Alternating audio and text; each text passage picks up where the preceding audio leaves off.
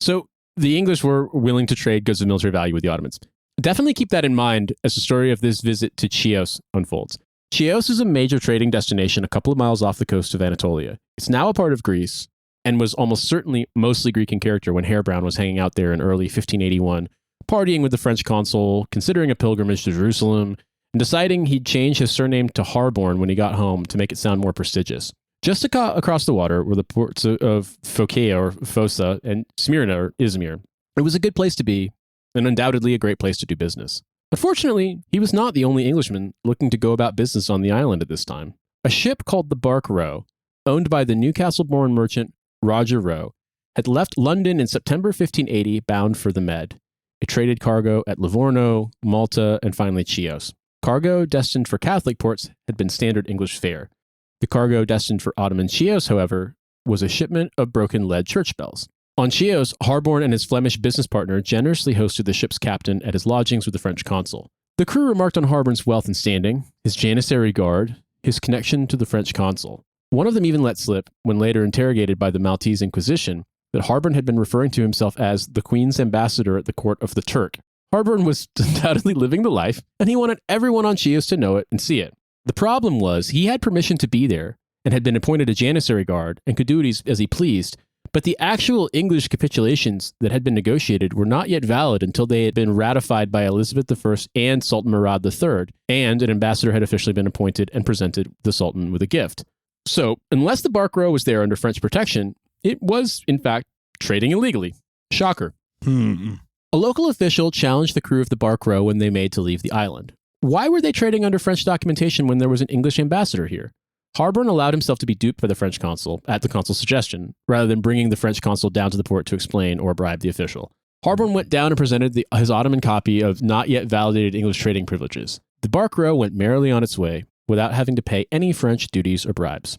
And so what? Well, Harborne probably would have gotten away with it too if it weren't for those petty and utterly unscrupulous English sailors. So, one thing that we have to understand about the 16th century Mediterranean is that it was both totally wild and that there were not really fixed sides or identities that couldn't be shifted or changed. Piracy and privateering was rife, and people switched patrons and nationalities, religions, according to who happened to capture them and when, or whether it was personally convenient to them. At this time, there were renegades quite literally all over the place, and it was much easier for male Christian captives to survive and thrive in Muslim service if they converted and their talents were useful, than vice versa. A prominent English example was a young man who rose to be the major domo and then treasurer to the Ottoman governor of Algiers. Captured as Samson Rowley by corsairs while sailing aboard the Swallow in 1577, Hassan Aya was both the son of a Bristol merchant and also a Muslim eunuch bureaucrat slave. I mean, listen, that is the most fucking Bristol sentence ever. Like, put him in a pair of Air Jordan high tops and skinny jeans and make him look like a member of Hadouken, and it's like, yeah, this is fully on brand for Bristol. He started out being the guy running up to you in the street in Bristol asking if you wanted to buy pills, and then 20 years later he comes back fly as hell with his entourage, and he's the event that everyone's coming and also trying to sell you pills at. You know, it's like the Bristol cycle of samsara. Yeah, and he's renamed himself Muhammad Al-Gabr or something. I mean, Hassan Aya is a much doper name than Samson Rowley. And honestly, Samson is a pretty cool name to begin with, so, you know. Mm-hmm. So, the Ottoman Grand Admiral at this time was Uluç Ali Pasha, the hero of Lepanto, who defeated Giovanni Andrea Doria on his flank of the battle, but also a former corsair captain who had been born Giovanni Diogini in Calabria before being captured by the privateers of Hayreddin Barbarossa as a teenager. He absolutely loved preying on merchant shipping from nations without Ottoman protection in the Mediterranean, and so was a fierce opponent of England being granted trading rights. Others, on the other hand, simply turned Turk for convenience. Oh, believe me. Listen, that's me ordering a kebab after a couple of beers. Brother, just wait. Oh, God. In 1593, a steward of the visiting Austrian Habsburg embassy to Istanbul, Ladislaus Merth, was discovered in flagrante with his dick inside an embassy kitchen boy.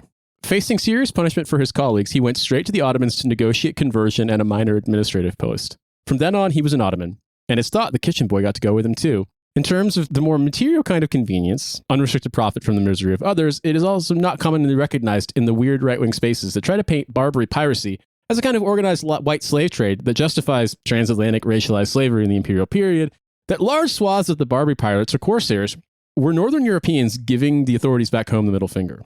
The reason that corsair fleets could turn up and raid Ireland and Cornwall and knew how to get as far afield as Iceland and the Faroe Islands was not because North Africans were miraculously gifted seafarers who could find places they'd never heard of and fall exactly upon the most undefended towns and villages, but rather because their captains and pilots were Dutch and English renegades and pirates. Mm-hmm. However, I am still hung up on this idea that you get caught and you're probably going to get executed or some kind of horrible punishment for being gay, and you just throw a smoke bomb called "Become Turkish." It's just like, you thought you'd caught me. Nope, my name is Hassan Aya now. Fuck you.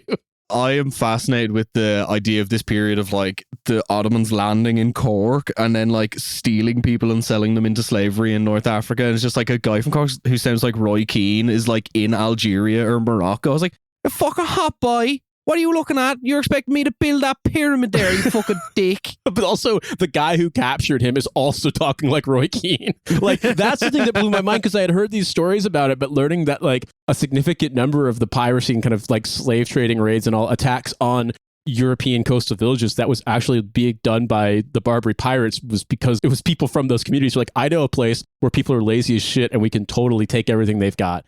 Yeah, recruit them and do the Ottoman version of the fucking US Army recruiter showing up with the pull-up bar at schools. I mean, but the idea, like, you basically, like, can become jacked and rich and incredibly openly gay by becoming Ottoman, and then you can go home and fuck up all the bullies from high school that you hate. Like, it's powerful. All right, boy. Do you want to hear about this thing called paprika? God damn it. Giving paprika to a 17th century Irish person must have been like what all of the scenes when a character in a movie takes LSD and Sunshine of Your Love starts playing. I mean, I guess the thing for me is like, paprika is not, it can be spicy, but it also can just be relatively mild. But I feel like if you'd never had it before, it would be like, even the sweet paprika would be completely life-changing. If they gave you the hot stuff, you would probably think you were dying. Like, you'd probably think that, like, you know, the angels were calling you home. And it's like, no, people in Hungary eat this all the time. You know, they think it's normal. And there's nothing normal about them otherwise. So. Yeah, some Irish muck farmer just, like, eats a kofta for the first time and all you hear is do. I just, you know, to me, the idea of, like, Ottoman status, Ottoman-ness being, I mean, it makes sense because, like, so much of what they established in, you know, Southeastern Europe and across the Mediterranean had to do with the idea of there being an incentive to converting and becoming Ottoman. Mm-hmm. And so it makes sense that, like, they would be happy to welcome volunteers, you know, people who wanted to convert to their side. But the fact that it was like such an instantaneous thing, they could be like mid-stroke saying the Shahada so you can fucking become Muslim and it's okay. No, they just like get off the ship and they just like open a scroll that has the Shahada translated to every possible language on the European coast. Oh, God. They just have the little idol of Christ on the ground, so it's like fucking Japanese missionaries like, step on Jesus, read the thing, okay, you can come with us. Can you figure out the one that's got it in Manx, please? This guy's just, whatever. He's really in a hurry. The kitchen boy is fucking yearning for it right now. Just a guy out of Scouse accent saying the Shahada. Oh, fuck off. I can do the Scouse accent. I'm not going to read the Shahada on pod. We're not going to be disrespectful. You know, we like getting the phone call from the mashallah department where you have no choice but to answer the call. We don't want the opposite. We don't want to get the astaghfirullah call. So we're going to fucking keep it respectful here. Look, at the end of 2025, as we are at now, I feel like if you got Big John to be a revert, you could convert like half of Britain. Side note, but I used to do this stupidest thing in the world, and I realized it's just, but it was always funny to me was invariably it felt like whenever I'd play Civ 6 or Civ 5 and then also Civ 6, like I kept the religion I wound up being able to discover the easiest with the way I played the game was always Islam. And so one time I was playing as the English as this happened. So I invented Islam as the English. And so all of the cities in England in my empire were Muslim and had the crescent next to them sort of identifying they were Muslim. And I would just, it would be like, you know, Birmingham or I don't know, fucking like Nottingham, York, all these different English cities, you know, Islamicized. And I would just screenshot them and tweet them at Tommy Robinson and be like, look at this. What can you do about it? Can you help us, Tommy? Ending each term with Alhamdulillah. Bash!